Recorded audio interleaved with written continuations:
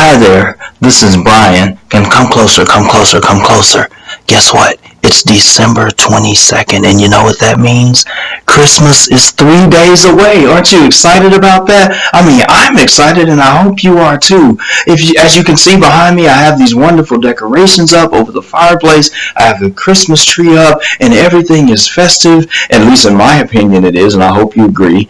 And anyway, it's just a wonderful time of the year. I've been playing Christmas music, walking around singing, "It's the most wonderful time of the year." Okay, enough of my singing. I'm not a big singer, so we'll move on from that. Anyway, I wanted to take a moment, because of this season that's upon us, just to encourage someone out there that maybe you listen to me now as I'm speaking, or maybe you're listening to me so far and you know someone who may need some encouragement in this season because it's not the most wonderful time of the year for them.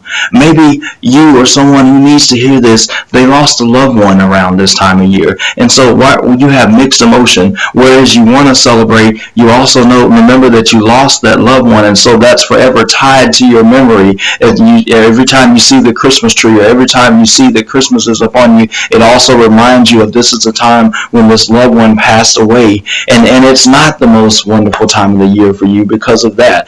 Others, it may be a financial situation. You've tried to stretch your budget as much as you can, and either you were not able to get everything that you desire to get, and so you're still hoping and praying that by Christmas you can have those last few gifts under the tree, or maybe it may be that you're just hoping that you can get a meal, or whatever the situation is, or maybe you did have the money and you're trying to figure out, how am I going to survive after Christmas? And you've stretched your budget, you tried to add some elastic in and stretch it on out, and you're trying to figure out, how is this going to work out? Well, I want to encourage you today by exploring the Christmas story. Today and over the next couple of days leading up to Christmas, I'm going to take some moments and take some things from the Christmas story that you can apply to your life today, that no matter where you are, no matter how you feel about Christmas, you can be encouraged. Today I want to talk about what I mentioned earlier. Maybe these are uncertain times for you. And I wanted to let you know that Mary and Joseph, the main characters in the story outside of Jesus, of course, may have felt some uncertainty as well. Let's just think for a moment. Here we have Mary, who is pregnant. She's not married to Joseph, but she's pregnant, and she's been given a chance, this wonderful opportunity, but at the same time it's an opportunity that comes with a lot of drama, or what could be drama. There's a lot of things that could go wrong. There's a lot of ways that this could be looked at, and it could be seen as sketchy, shady. But she's been given this great opportunity not just to carry and give birth to any child, but this is Jesus. This is the promised Messiah, the hope for the world. And Mary gets the chance to deliver this baby. But I'm sure even though she accepts it, maybe she had some thoughts in her mind. How am I going to be the mother to not just any child, but the Son of God? But wait, before that, how am I going to explain all of this to Joseph? I'm supposed to marry this man. How am I supposed to explain to him that I'm going to be pregnant, and it's not going to be by him? It's not even going to be by any man. It's going to be by what has been known as the Immaculate Conception. This is going to be a divine impregnation.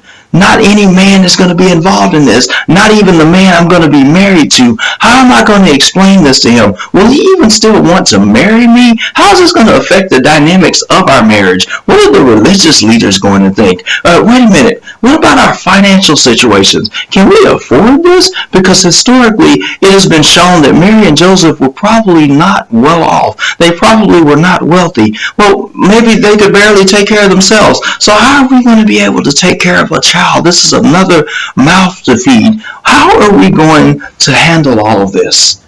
I've accepted it. I've embraced it. This is what God says for me. This is where life has taken me. So I've embraced it. But I've found out many times in our life, just because you embrace something doesn't mean you have all the answers. You may still have to figure it out. You've owned it. You've embraced it. You've accepted it.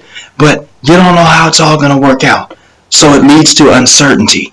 Also, I can think of it from Joseph's point of view. Wait a minute, I'm supposed to marry this lady, and here she is telling me that she's going to have this child that I'm not going to be the father of. And if you read in the Bible, by the way, if you'd like to check out this story that has all this drama in it that you probably never even thought about, you can check it out in Matthew, the first chapter, verses 18 through 25, and Luke, the first chapter, verses 26 through 38, particularly what I am talking about. You can read it all in Luke, the first and second chapter, and in Matthew, the first and second chapter. You can check it all out. But what I'm talking about, you can refer to again the scriptures that I mentioned earlier. Matthew 1, 18 through 25, Luke 1, 26 through 38. Anyway, let me go ahead and wrap this thing up because I know you got to get on with your day and everything else that's surrounding your day. Anyway, Joseph might have been thinking, wait a minute. How am I supposed to marry this lady? She's telling me she's going to come up with a child impregnated by the Holy Spirit. First of all, I got a few words for this Holy Spirit dude. This dude that calls himself the Holy Spirit and is going to get my soon-to-be wife pregnant. What is up with that? Also, I don't know if I want to marry her. How am I going to handle all this? What's the family going to say? What's the religious leaders going to say? And as you read the scriptures I gave you earlier, he literally wants to put her away. He doesn't want to marry her anymore. Then an angel comes to him in a dream and says, go ahead and marry Mary, because what I'm doing in her is a God thing. It doesn't have anything to do with any man. She hasn't messed around on you. She hasn't been unfaithful. Go ahead and marry her.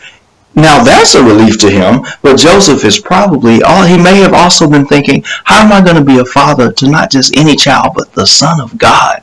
How am I possibly going to be able to do all of this?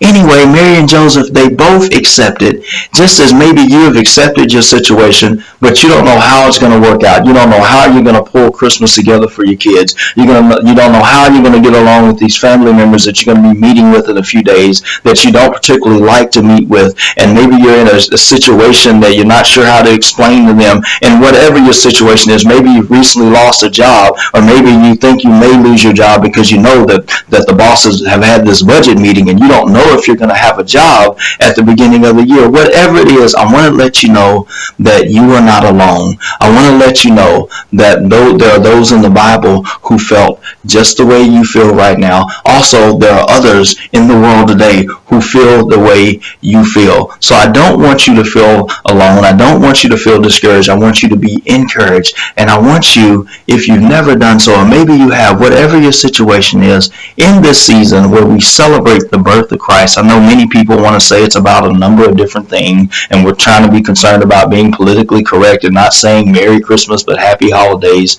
But it's called Christmas.